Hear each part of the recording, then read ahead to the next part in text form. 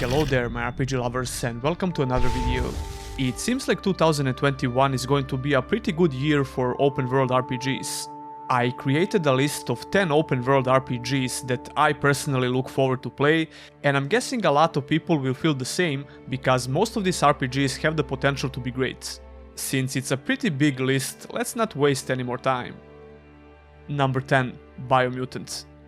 This game has been in development for quite a while now, and that's not really surprising because Experiment 101 is a small team. But no matter what gameplay video you saw about this game, it wouldn't be so hard to believe that it's a AAA game. And that says a lot about this talented group of developers. But Biomutant has been delayed a couple of times already, which is kinda concerning. We can only hope that we're finally going to get our hands on this game in 2021. The gameplay in Biomutant looks like a lot of fun. And it seems like the RPG features are going to have some decent depth as well. They have some pretty unique ideas like the DNA system, which makes your appearance affect your stats. The mutations you can get for your character are pretty interesting as well, and that will be really important for the character progression. There's a lot to love about this game, and I just hope that everything's okay with the development and that we can finally get to play this game in 2021 or whenever it's ready.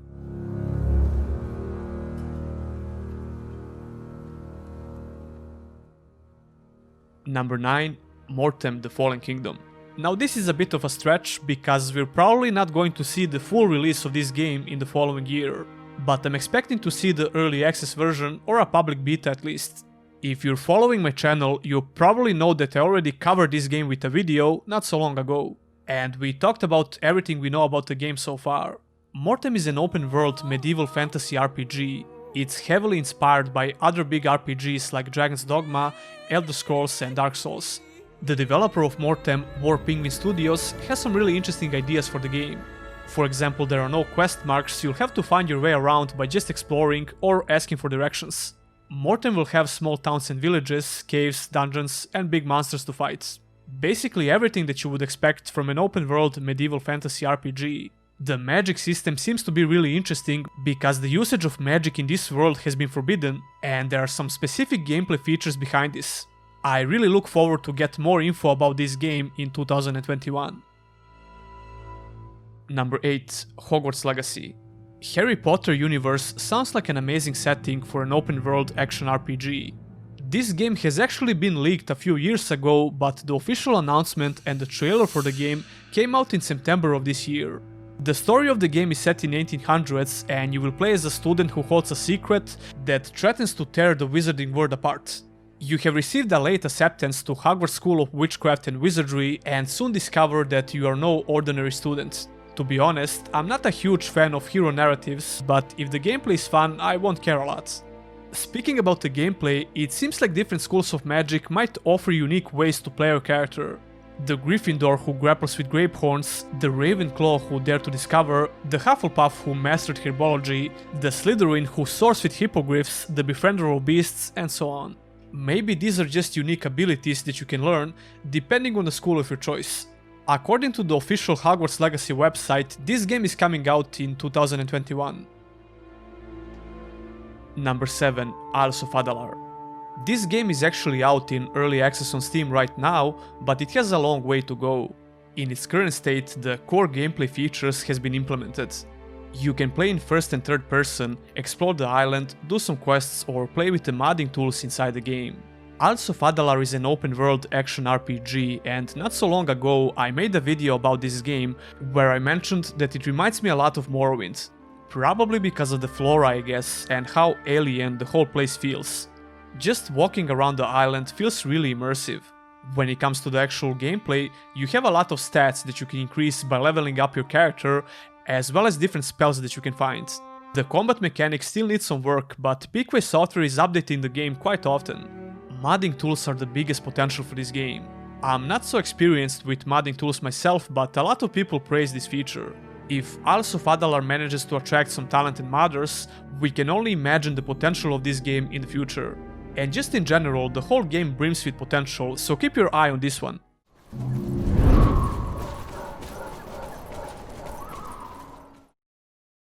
Number 6. Crimson Desert. One of the most interesting moments on Game Awards, well at least for me, was the trailer for Crimson Desert. I heard about this game before, but I wasn't paying too much attention to be honest, because I thought it was going to be just another MMORPG. However, according to their description, Crimson Desert is an open-world action-adventure that combines elements of narrative-driven single-player games with online multiplayer functionality. So the game is basically a hybrid, and I think that's really interesting. As for the trailer itself, it has some amazing scenes. The game looks beautiful, and the gameplay seems to have a lot of potential. Some of the fighting scenes reminds me of Dragon's Dogma because of the ability to climb on monsters. After Dragon's Dogma released, I was convinced that climbing mechanic is the future of open-world action RPGs, but we didn't have any game in this genre that tried to implement something similar. I'm talking specifically about climbing on big monsters and fighting, not just climbing in general. According to this trailer, Crimson Desert is going to have puzzles and platforming elements as well. The only thing that bothers me about this trailer is the low frame rate in most of the scenes, which is a bit worrying. It's work in progress of course, but I just hope the game will be properly optimized when it comes out. The release date for Crimson Desert is set on winter of 2021. Number 5. Stormrite.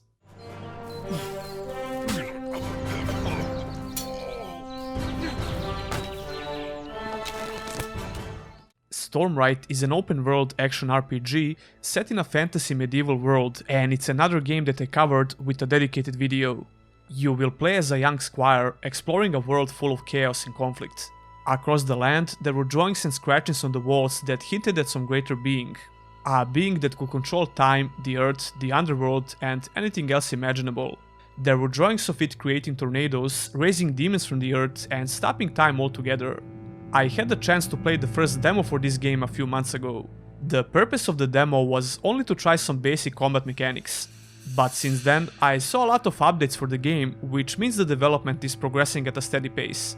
We can see the magic system being implemented in one of the recent updates. When I played the demo a few months ago, I really liked how enemies react to being hit, and the gameplay as a whole package feels like it has a lot of potential. But it's far from a finished project. The developer hopes to finish this game in about a year or two. I'll definitely keep my eye on this one in 2021. Number 4. Fable. We don't have any actual information about this upcoming remake, but it would be a crime not to put it on the list. Fable is definitely one of the most beloved role-playing games. Back in July of this year, we got a short little trailer for what it appears to be a remake of this game, but the trailer is not telling us much. It's simply called Fable, which leads us to believe that it's a remake and not a sequel. A new beginning for this legendary franchise, explore a land of fantastical creatures and wondrous places. That's all that we can see on their official website. I'm definitely excited to get more info about this remake in 2021. Number 3. Gothic Remake. This is a story 1,000 times told. It's not a secret that I'm a big fan of this series. The news about the remake of the first Gothic game didn't exactly came out of the blue like many people think. Since THQ Nordic acquired Piranha Bytes, the original developer of this series, it was pretty obvious they actually planned to do something with this IP. So yeah, the remake of Gothic is not being developed by Piranha Bytes, but this is still exciting news. The main thing that gives me hope for this remake is the transparent development process that THQ has. They released a playable teaser for this game on Steam, and everyone who has at least one Gothic game in their library could try it out for free. Now bear in mind, this wasn't even a demo for the game, there is a reason why it's called a playable teaser. A lot of people got frustrated, which is not surprising at all actually, because of the emotional attachment for this series. And trust me, I personally have a huge emotional attachment for this series. But like I said, it seems like THQ Nordic is taking all the feedback seriously, so I'm ready to give them a chance. Granted, the playable teaser had many flaws with some design decisions, especially with the combat system.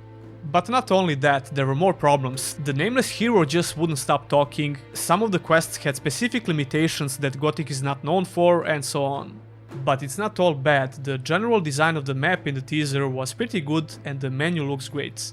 My best advice for the team who is working on this project is to play the first game a couple of times. It's really simple as that, just play the first game a couple of times and take a lot of notes. Number 2. Elex 2. Speaking about Piranha Bytes, they are pretty busy as well. We can almost say without a doubt that the sequel to Elex will be announced in the following year, and if I had to guess, it will probably be released by the end of 2021. If you're not familiar with the first game, Elex is an open-world fantasy medieval RPG. It's a spiritual successor to Gothic series, and I personally enjoyed it a lot and made a few videos to explain why. But in general, it wasn't received with open arms because it's not really a typical open-world RPG where you can do whatever you want. It can be brutal, especially in the beginning of the game, and unfortunately a lot of people quit after a few hours. But if you stick with it, there is a lot to love about this open-world RPG. It has a really unique setting, a lot of actual RPG features within the story, quests and the gameplay, not to mention the amazing exploration. The combat system needed more polishing for sure, but it wasn't that bad in my opinion. Although it's really clunky for sure. But anyway, the sequel could be a major improvement or just more of the same.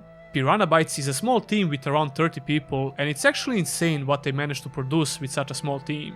I really can't wait for more info about Elex 2, and I'll definitely cover everything about this game in the future.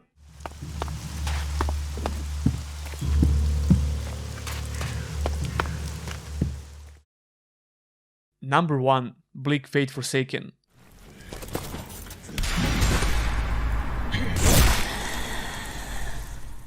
If you're following my channel, there is a big chance you heard about this game. This ambitious two-man project started really humble. If we just compare the first prototype for the game and the newest gameplay video, we can see an amazing progress. And yeah, you heard it right, the game is being developed by only 2 guys. Bleak Fate Forsaken is an open-world action RPG like pretty much every other game on this list. It also has some horror elements, which makes it even more interesting in my opinion. It's highly atmospheric and it relies on environmental storytelling. Even in the prototype from 2019, the combat in the game felt pretty good. But like we already saw, it now looks almost completely different, so I can only imagine how the combat feels. The good news is there is a new playable demo which should come out soon and I can't wait to try it out. Bleak Fate is supposed to have a big world to explore, a lot of enemies to fight and a pretty cool ecosystem.